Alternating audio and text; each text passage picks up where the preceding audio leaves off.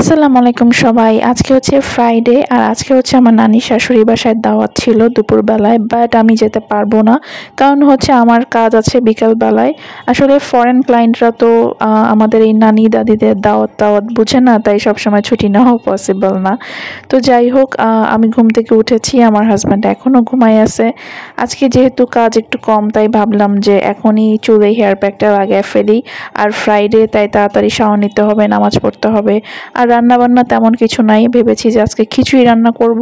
আর আমার আম্মুর বাসা থেকে দেওয়া গরুর মাংস ছিল, মানে রান্না করে দিয়েছিল আম্মু আমাকে, সেটাই গরম করব আর ডিম ভেজে আমি, আমার হাজব্যান্ড আর হচ্ছে আমার শ্বশুর খেয়ে নিব। এখন আমি যাইনি তাই আমার হাজব্যান্ডও যায়নি আর আমার শ্বশুর বাসায় থাকবেন, সেজন্য আমরা তিনজন হচ্ছে এই খাবারগুলো খেয়ে নিব। আর হ্যাঁ, আমি যে হেয়ার প্যাকটা আজকে লাগাবো সেটা হচ্ছে ওয়েলেশিয়া থেকে নেওয়া, এটা খুবই ভালো একটা hair pack. So hair pack লাগিয়ে আমি 20 মিনিটের মতো রেখেছিলাম, এরপর শাওয়ার নিয়ে চলে আসলাম। এখন হচ্ছে আমি হেয়ারটাকে ড্রাই করে দেন হচ্ছে আমি রান্নাবান্নার কাজে চলে যাব। সো এখানে পোলাও চাল আর ডাল দিয়ে কিছু মশলা, কাঁচামরিচ, পেঁয়াজ দিয়ে সুন্দর করে মাখিয়ে আমি খিচুড়িটা চুলায় বসায় দিছি। আর কিছুক্ষণের মধ্যে আমার খিচুড়িটাও রেডি হয়ে গেছে। মটরশুঁটিও দিয়েছিলাম এর মাঝখানে। এরপর আমি ডিম ভেজে নিলাম আর এখানে যে মাংসটা ছিল সেটা গরম করে নিলাম। আফটার দ্যাট সব কাজ শেষ করে আমি আমার নামাজ কমপ্লিট করে নিলাম। নামাজ শেষ হওয়ার পরে আমি কিছু সূরা পড়লাম। এরপরে দেখলাম আমার হাজব্যান্ড নামাজ পড়ে চলে আসছে এবং ওইখানে শুয়ে শুয়ে ওয়েট করতেছে খাওয়ার জন্য। দেন ওকে খাবার দাবার দিয়ে দিলাম। ও আগে খাচ্ছে, আমি একটু পরে খাবো, কারণ হচ্ছে আমার শ্বশুরকে খাবার দিতে হবে।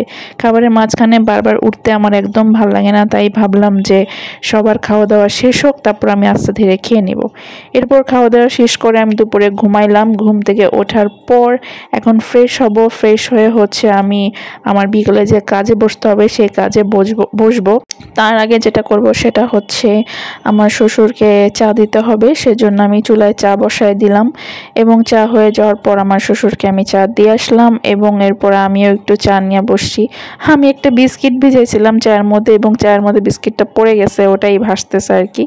তো চা খেতে খেতে এখন আমি আমার কাজ শুরু করে দিব, কারণ হচ্ছে আমার কাজের সময় হয়ে গেছে, যে কাজের জন্য আমি আজকে দাওয়াত খাইতে যাই নাই। সো এটাই হচ্ছে লাইফ। কাজ হচ্ছে সবচেয়ে বেশি ইম্পর্টেন্ট জীবনে, এর উপরে কিছুই না, সব কিছুই পরে।